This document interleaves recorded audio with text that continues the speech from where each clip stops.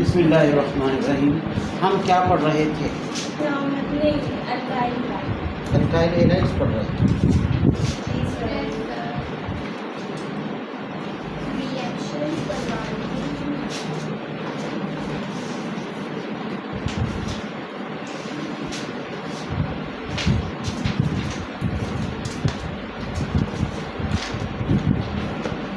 हमें ना उस वाले में प्रॉब्लम आ रही थी। इसमें ना वो जो इस पे एन मिथाइल लगाते हैं, एन का हमें समझ ही नहीं आया कि एन होता क्या है, क्यों लगा रहे हैं। जैसे अमाइन ग्रुप में अगर एन आ जाता है एन मिथाइल कब लगा?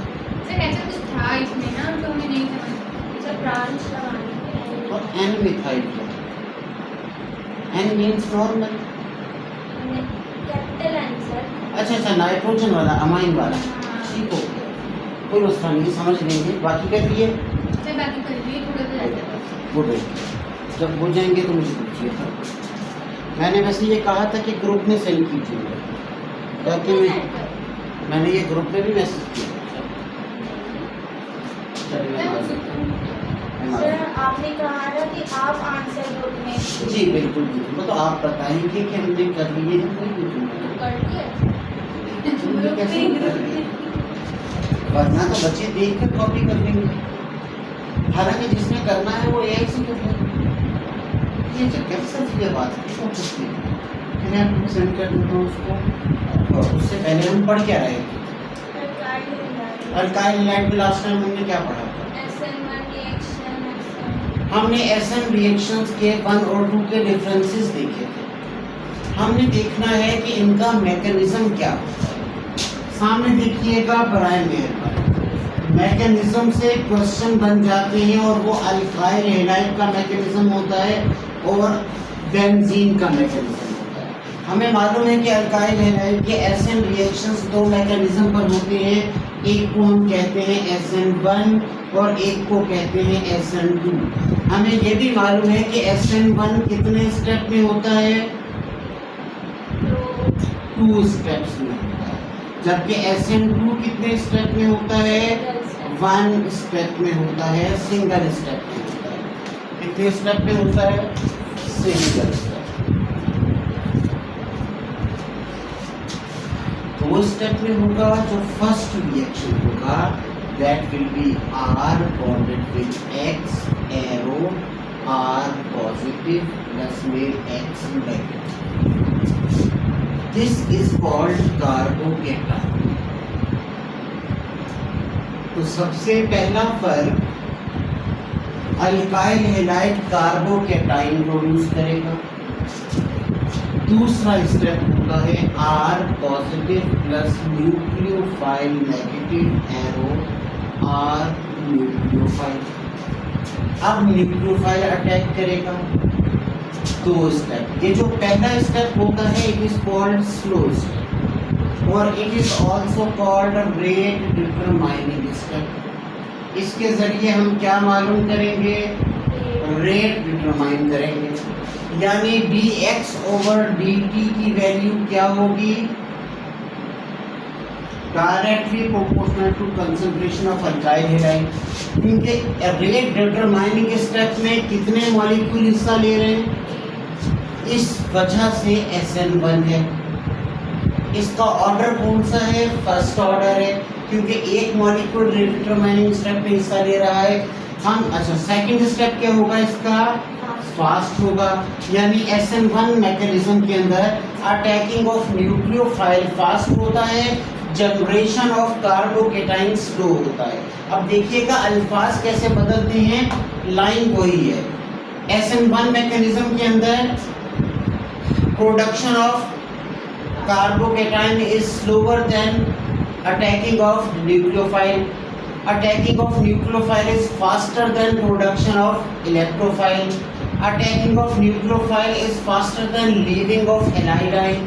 Leaving of halidine is slower than attacking of nucleophile. ये सारी बातें सेम ही है। जबकि SN2 हमारे पास होता है सिंगल स्टेप के अंदर। हम यहाँ पर लिखेंगे R bonded with X, यहाँ पर लिखेंगे न्यूक्लियोफाइल। इन दोनों का रिएक्शन करवाएंगे। रिएक्शन के दौरान गौर कीजिएगा न्यूक्लियोफाइल का बॉन्ड बन रहा होगा और X का बॉन्ड टूट रहा होगा। यहाँ पर क्या हो रहा होगा? Bond breaking. हैलाइड आयन छोड़कर जा रहा है और यहाँ पर क्या हो रहा है? न्यूक्लियोफाइल अटैक, यानी बॉन्ड फॉर्मेशन हो रही है। सही कहा आपने। और आखिर में क्या बन जाएगा? R न्यूक्लियोफाइल प्लस में X नेगेटिव। इसको हम कार्बोकैटायन कह रहे थे, इसे क्या कहेंगे? इंटरमीडिएट या फिर एज यू से ट्रांजिशन स्टेट। बच्चा सोचता है हमें क्या पता कि कौन सा मॉलिक्यूल किस मैकेनिज्म से रिएक्ट करेगा, SN1 से करेगा या SN2 से करेगा। सबसे पहली बात याद रखिएगा, आपके पास अल्काइल हैलाइड होते हैं 3 तरह के, primary, secondary and tertiary. Primary alkyl halide की एग्जांपल होती है R bonded with CH2 bonded with X। Secondary होते हैं R bonded with CH bonded with X bonded with R। जबकि टर्शियरी होते हैं R bonded with C bonded with R bonded with R and bonded with X। Primary alkyl halide always tend to show SN2 mechanism। कौन सा show करेंगे? SN2 mechanism। क्यों करेंगे इसको भी अभी हम समझते हैं, इससे बड़े क्वेश्चन बना करते हैं। जबकि tertiary alkyl halide tend to show SN1 mechanism, जबकि सेकेंडरी अल्काइल हैलाइड दोनों कर सकते हैं। The one is SN1, the other is SN2। SN1 कब करेंगे? जब वेरी गुड, जब सॉल्वेंट आपके पास पोलर हो। और SN2 कब करेंगे? जब सॉल्वेंट आपके पास नॉन पोलर हो। कोई भी पूछता है why primary alkyl halide wants to undergo SN2 mechanism and why tertiary alkyl halide want to go under SN1 mechanism, तो आप कहेंगे यहाँ पर due to inversion of configuration। Configuration की इन्वर्जन की वजह से, बच्चे यहाँ से आ जाइएगा,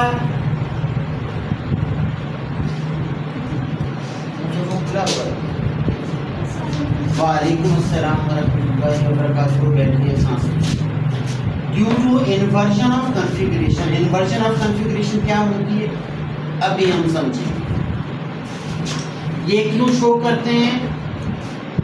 due to retention of configuration.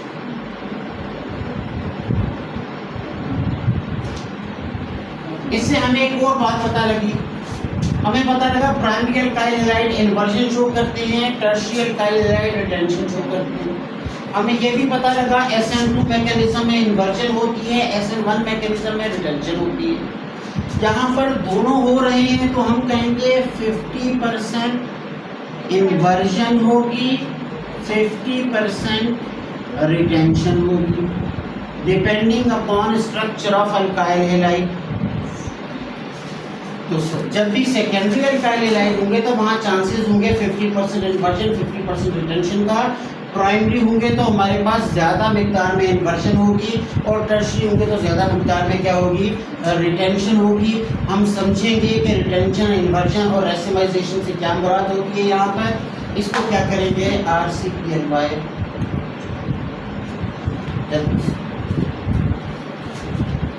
बराए मेहरबानी मुझे पानी की बोतल ला दीजिएगा। मैं परसों अपना कूलर लिए भूल गया था, फिर आज सुबह में कूलर भूल गया था।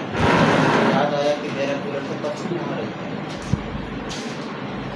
इसे मैं सुबह भर के निकलता हूँ कोल्ड ड्रिंक के साथ। फिर सारा दिन स्कूल में पीता हूँ, जैसे जैसे कब कोल्ड ड्रिंक जाती है।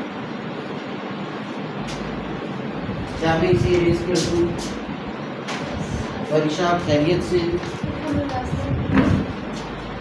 अल्हम्दुलिल्लाह का मतलब क्या होता है? ऐसा तो अल्हम्दुलिल्लाह का कोई मतलब ही नहीं। सूरह फातिहा की पहली आयत क्या है? मतलब अल्लाह का कलाम शुरू अल्लाह के कलाम नहीं गलत हो गया। तमाम तारीफ़ें हैं गिलास? तमाम जहानों के पालने वाले के लिए। गिलास हो। तमाम तारीफ़ें हैं तमाम जहानों के पालने वाले। तो फिर ये अल्हम्दुलिल्लाह का मतलब शुक्र कहाँ से होता है?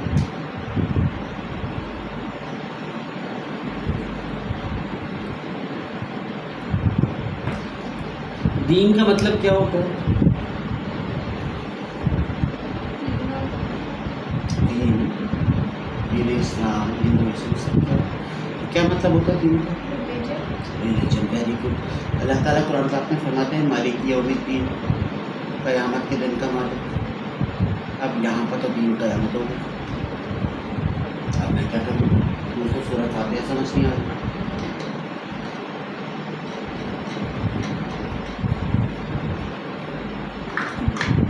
आप में से किसी को आई है, किसी ने सूरह फातिहा पढ़ी है तो बता दीजिए, वरना फिर हम आगे चलें। क्या मैं इसे इरेज कर दूँ?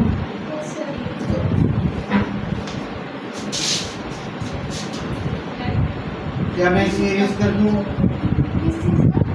Yes sir.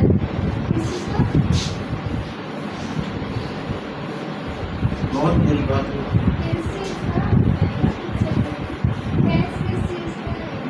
जो हमने लास्ट में पढ़ा था और जो अभी पढ़ रहे हैं उसका अभी अलग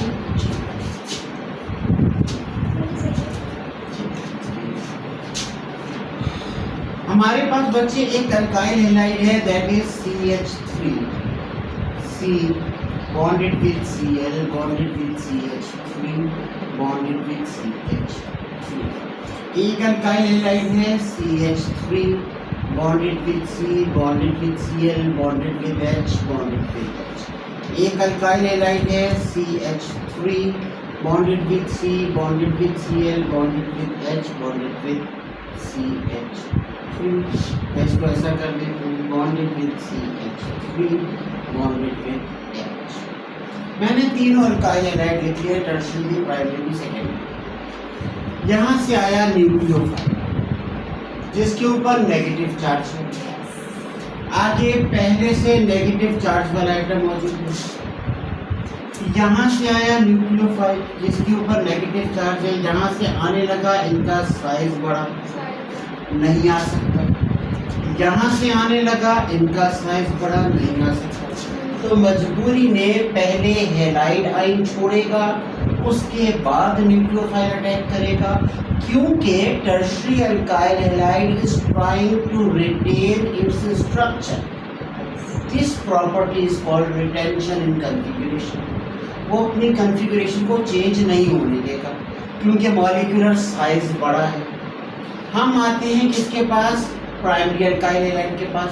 हमारे पास यहाँ से आया न्यूक्लियोफाइल, इसके ऊपर साइज छोटा है, आराम से हाइड्रोजन किस तरफ आ जाएगा और कहेगा भाईजान आकर अटैक कर लीजिए।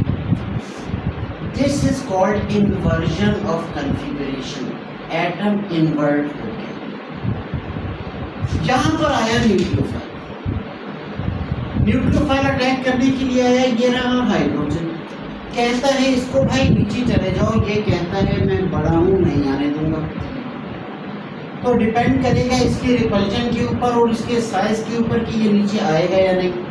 50% चांसेस ये हैं कि ये इन्वर्ट हो जाएगा और 50% चांसेस ये हैं कि ये रिटेन रहेगा। यानी secondary alkyl halide 50% inversion show कर सकते हैं, 50% रिटेंशन शो कर सकते हैं। प्राइमरी अल्काइल हैलाइड आराम से इन्वर्जन शो कर देते हैं, tertiary alkyl halide inversion show ही नहीं करते, रिटेंशन शो करते हैं।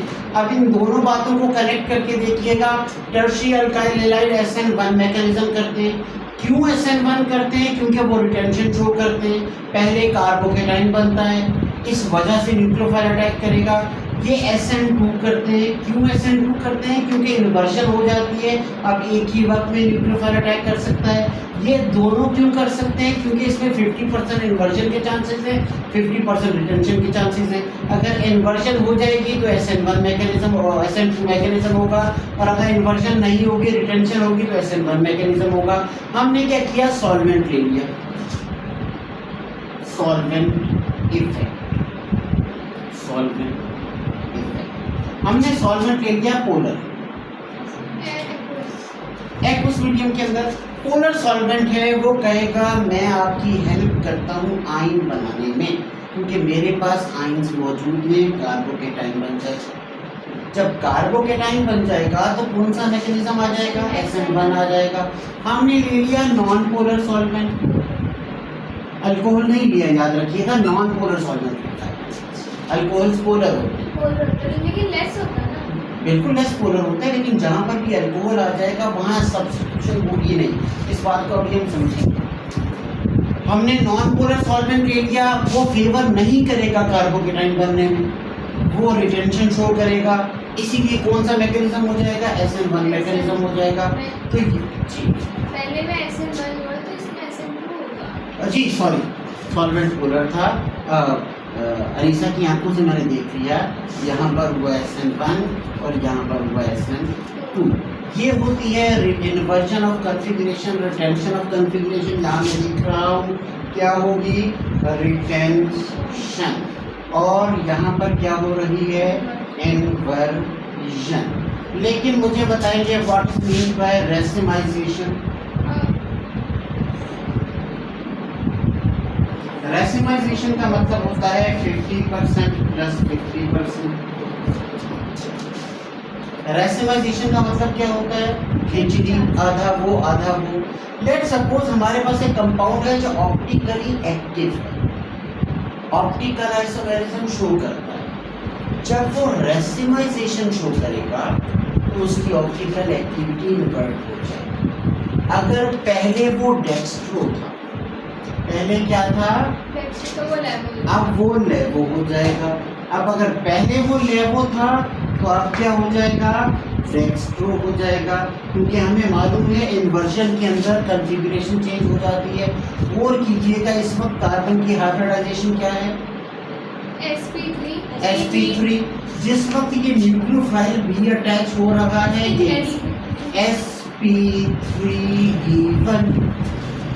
ये होती है इसकी कॉन्फ़िगरेशन चेंज, जिसकी वजह से उसकी ऑप्टिकल एक्टिविटी भी चेंज हो जाती है, स्ट्रक्चर भी चेंज हो जाता है। तो कोई भी पूछता है कि आपके पास SN2 मैकेनिज्म के अंदर अल्काइल हैलाइड की कॉन्फ़िगरेशन में क्या चेंज आता है, तो it becomes sp3d1 from sp3, जबकि बाकियों में ऐसा नहीं होता। मैंने एक एक पेज दिया, आप लोगों को एक पेज और दे देता हूँ। इसके ऊपर आपके अल्कीन्स के, अल्काइंस के, अल्केन्स के, अल्कोहल्स के, अल्काइल हैलाइड्स के रिएक्टिविटी के ऑर्डर्स लिखे हुए हैं। कहाँ पर सेकेंडरी ज़्यादा रिएक्टिव होगा, कहाँ पे प्राइमरी ज़्यादा रिएक्टिव होगा, कहाँ पे टर्शरी ज़्यादा रिएक्टिव होगा। सर आपने जो शीट दी थी जी, वो आज आप चेक करेंगे या? वो मैंने कहा है मैं ग्रुप में शेयर कर दूँगा। सॉल्व आपको चेक कीजिएगा, फिर जिन जिन में प्रॉब्लम होगा उन्हें हम बोर्ड पे सॉल्व करेंगे।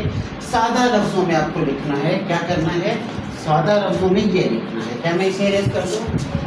वेरी।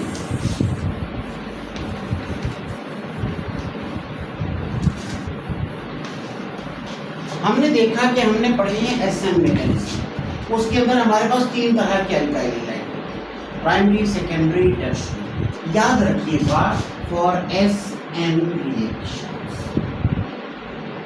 जब भी न्यूक्लियोफिलिक सब्स्टिट्यूशन रिएक्शंस होंगे, primary is more reactive than secondary, which is more reactive than tertiary. अब अगर आपसे पूछा जाता है कि you have CH3 CH2 CH, you have CH3 CH Cl CH5, you have CH3 bonded with C, bonded with P, bonded with P and bonded with Cl। कौन सबसे ज्यादा रिएक्टिव है?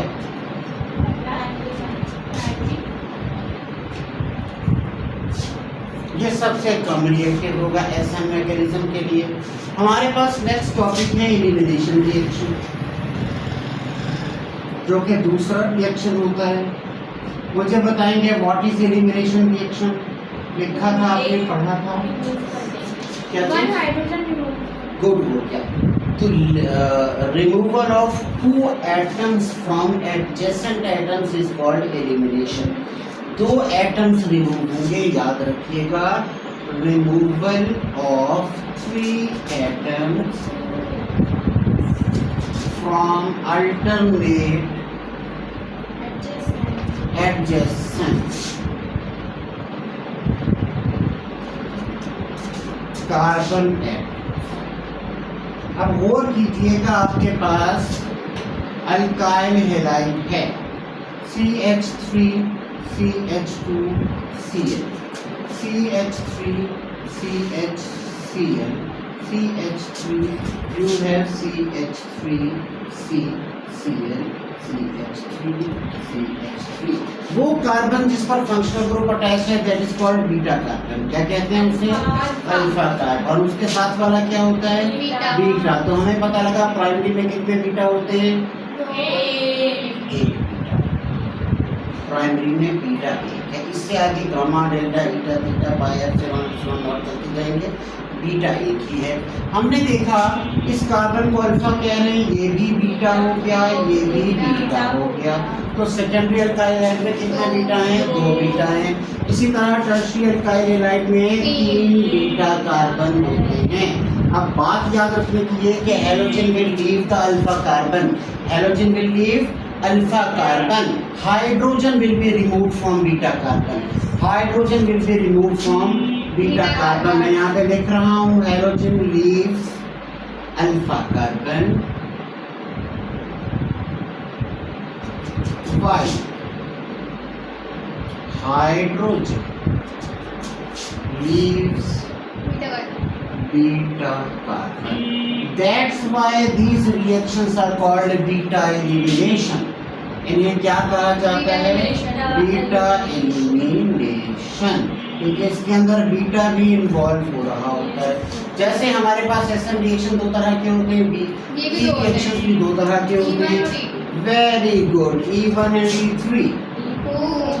Well done. क्या फर्क होता है? ये क्या कहलाएंगे? Unimolecular elimination. Very good. कितने स्टेप में होंगे? 2 स्टेप्स में होंगे। ये बात उल्टी होती है। मुझे बताएंगे ऑर्डर ऑफ रिएक्टिविटी क्या होगा? फर्स्ट ऑर्डर होगा। मुझे बताएंगे dx/dt किस पे डिपेंड करेगा? सबस्ट्रेट पर डिपेंड करेगा, यानी अल्काइल हैलाइड के ऊपर। मुझे बताएंगे इसमें क्या बनेगा? कार्बोकेटाइन बनेगा, क्योंकि 2 स्टेप है। मुझे बताइएगा फर्स्ट स्टेप क्या होता है? वेरी गुड, स्लो होता है, जिसे हम रेट डिटरमाइनिंग कहते हैं। चलेंगे इसके ऑपोजिट बाई की तरफ। हमारे पास बाय मॉलिक्यूलर बाबा, bi means 2, uni means 1। Bi molecular elimination. अगली बात भी ऑपोजिट हो जाएगी। ये होगा 1 स्टेप में, सिंगल स्टेप में। बच्चे फर्स्ट तब कहेंगे जब सेकंड होगा, जब सेकंड ही नहीं है तो फर्स्ट होना ही। इसका ऑर्डर कौन सा होता है? Second order reaction. मैं बहुत समझदार हूँ, सब समझ रहा हूँ। सेकंड, आपके पास dx/dt किस पे डिपेंड करेगा? Very good, alkyl halide plus में न्यूक्लियोफाइल। याद रखिएगा, इसे बेस भी लिख सकते हैं, न्यूक्लियोफाइल बेसिस ही होती हैं। और इसमें क्या बनता है? इंटरमीडिएट बनता है। क्या बनता है? इंटरमीडिएट बनता है। और कार्बोकेटाइन नहीं बनते? नहीं बनते। ट्रांजिशन स्टेट को हम इंटरमीडिएट भी कहते हैं। अगर आप पहले इंटरमीडिएट ना कहते तो मैं वो पहले लिख देता। और ये टोटल क्या होता है? Whole reaction is rate determining. ये हो गए आपके पास डिफरेंसेस ऑफ एलिमिनेशन रिएक्शन। जल्दी से नोट करेंगे इसको प्लीज।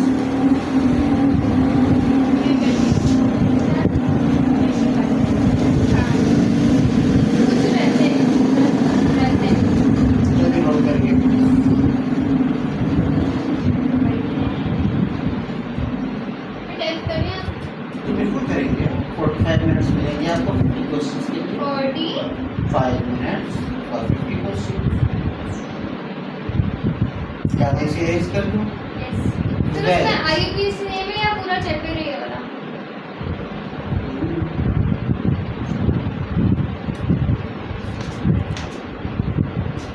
चलते हैं आगे। अच्छा, एक्स्ट्रा क्वेश्चन भी होंगे, वो तो हमेशा होते हैं। क्या मैं इसे रेज कर दूं? Very good. वो बच्चे का रिजल्ट खराब करने के लिए होते हैं वो रास्ते। क्या बात बच्चे का जीनियस कोई नहीं। जैसे आपको पहले का आता 36 आएगा तो अभी तक से 36 ही आएगा। बच्चे जो टेस्ट बनाता है ना, वो जानता होता है कि बच्चा किस क्वेश्चन में क्या बात सोचेगा, इसलिए अंदाजा लगता है। चलो तो की बात जी बिल्कुल सही। तुक्का रखिए। नहीं किसका नहीं। अच्छा वो खुद के सही लगेगा। हाँ तो आप ऐसे वेरी गुड, बहुत अच्छी पॉलिसी है ये। अच्छा किया मुझे बता दिया, मैं अभी नेगेटिव मार्किंग करता। सर वो जीडी में किया सर जीटी में किया। वो हमने नहीं किया। दरअसल में हमारे जितने भी तुक्के होते हैं वो गलत लगते हैं, तो इसलिए हम गुड डिसाइड गुड, ठीक है, कोई इशू नहीं। बच्चे गौर कीजिएगा, इसके अंदर भी दो रिएक्शन होती हैं, एक होता है E1, एक होता है E2। ये एक स्टेप के अंदर होगा, सामने देखिएगा, एक स्टेप के अंदर होगा। इसमें होगा क्या, आपके पास अल्काइल हैलाइड है, this is alpha carbon, this is beta carbon, plus में न्यूक्लियोफाइल है। न्यूक्लियोफाइल किसके साथ जाएगा? अल्फा के पास हैलोजन के साथ, अल्फा कार्बन के साथ। और क्या बना लेगा? Nu प्लस, ओ सॉरी, Nu सही है? गलत है बच्चे, क्योंकि ये भी नेगेटिवली चार्ज होता है। तो न्यूक्लियोफाइल किस पे हमला करेगा? बीटा पे, और ये बना लेगा NuH, और साथ में खुद छोड़कर चला जाएगा हैलाइड आयन, क्योंकि वहां पर इलेक्ट्रोफाइल भी मौजूद होगा जिसके साथ जाएगा। बाकी जो बचा, जैसा बचा वैसा ही। आपके पास बचा है R, बचा है CH2, क्या बना? अल्कीन। तो major product of elimination reaction is always alkene. Major product of elimination reaction is always alkene, चाहे वो 1 स्टेप में हो, 2 स्टेप के अंदर। माइनर में आपके पास न्यूक्लियोफाइल प्लस H जो भी लगा हुआ होगा, और साथ में हैलाइड आयन जिसके साथ होगा। डिपेंड करता है कि आपने स्ट्रॉन्ग बेस कौन सा लिया है। हमने देखा कि जब हम सब्स्टिट्यूशन रिएक्शंस कर रहे थे तब भी हमने कहा था कि न्यूक्लियोफाइल आ रहा है, स्ट्रॉन्ग बेस है। जब हम एलिमिनेशन रिएक्शन कर रहे हैं तब भी हमने कहा न्यूक्लियोफाइल आ रहा है, स्ट्रॉन्ग बेस है। तो हमें देखना है कोई भी सब्सटेंस कब एलिमिनेशन करेगा, कब क्या करेगा, सब्स्टिट्यूशन। उससे पहले हम लिखेंगे order of reactivity of elimination, जो आपके पास लिखा हुआ है, order of reactivity. Very good. Elimination के अंदर ऑर्डर उल्टा हो जाएगा, याद रखेंगे। Tertiary are greater than secondary, which are greater than primary। उसका उल्टा। अब इससे एक और बात पता लगी, हमें पता लगी कि टर्शरी एसेंस से ज़्यादा एलिमिनेशन करना चाहते हैं और प्राइमरी एलिमिनेशन से ज़्यादा एसेंस करना चाहते हैं। अगली बात हम पढ़ेंगे effect of base, effect of base, effect of base, effect of base. याद रखिएगा, ना ये वो बेस है जो स्पीकर में होती है, ना ये वो बेस है जिसके ऊपर मेकअप अप्लाई किया जाता है। इट्स बेस, केमिस्ट्री वाली बेस। याद रखेंगे strong base plus H2O,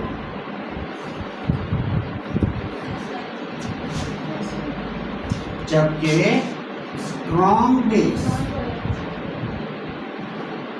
plus C2H5OH, यानी अल्कोहल, यहाँ पोलर नॉन पोलर नहीं लिखा, दोनों पोलर। अल्कोहलिक मीडियम में क्या होगा? एलिमिनेशन होगा। यानी गौर कीजिएगा, अब अगर मैं लिखता हूँ एक रिएक्शन, आपके पास है CH3 bonded with CH2 bonded with Cl. You have CH3 bonded with CH2 bonded with Cl. Plus में लिया KOH, प्लस में लिया KOH, यहाँ लिख दिया एक्वस, यहाँ लिख दिया अल्कोहलिक। बस इसी से फर्क पड़ जाएगा बच्चे। यहाँ से हाइड्रोजन चला जाएगा OH के साथ और क्या बन जाएगा H2O।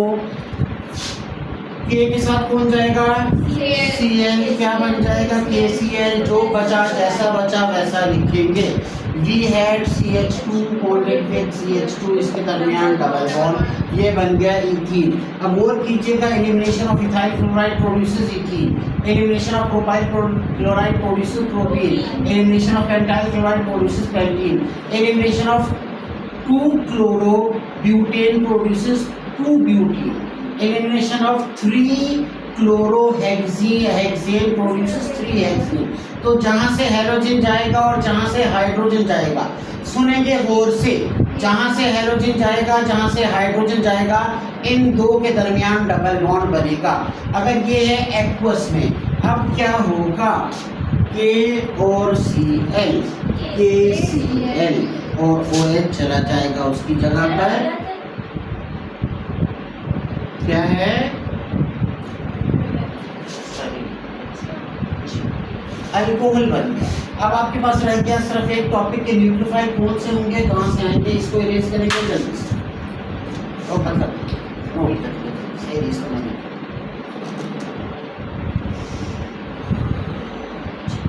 Still 3 minutes. शाबाश, वेल डन, एक्सीलेंट।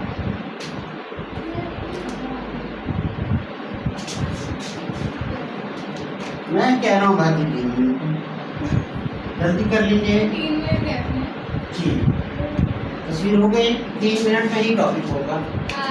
खत्म। क्या मैं इसे इरेज कर दूँ? यस। बच्चे हमें पता करने हैं न्यूक्लियोफाइल्स, याद रखिएगा उनका ओरिजिन बहुत जरूरी है।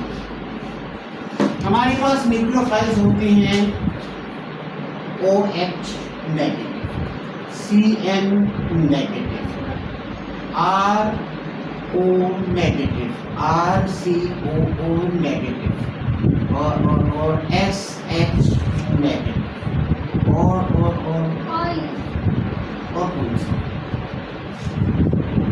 ईस्टर हो गया, एथर हो गया, अच्छा इसका नाम क्या है? Very good, NH2 negative. अच्छा नेगेटिव को होल्ड करेंगे, यहाँ मैंने सल्फर पे लगाया या नाइट्रोजन पे लगाया, यहाँ ऑक्सीजन पे लगाया, ऑक्सीजन पे लगाया, नाइट्रोजन पे लगाया, सॉरी ऑक्सीजन पे लगाया।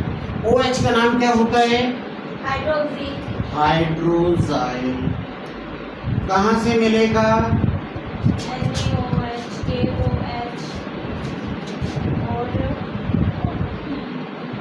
जितने अल्कली मेटल्स के बेसिस है सब स्ट्रॉन्ग बेस होते हैं।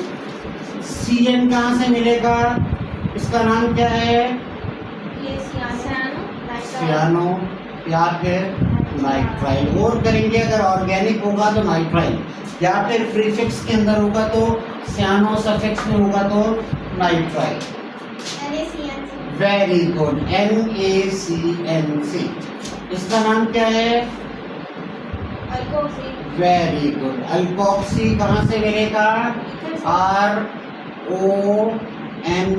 याद रखिए ईथर से नहीं मिलेगा जी, मेटल लीव करके जाएगा तब ये स्ट्रॉन्ग न्यूक्लियोफाइल बनेगा। अगर अल्काइल ग्रुप लीव करके जाएगा तो स्ट्रॉन्ग न्यूक्लियोफाइल नहीं बनेगा। इसका नाम क्या है? Very good, carboxylate. कहाँ से मिलेगा? RCOONA या K लगा लेंगे इसकी जगह।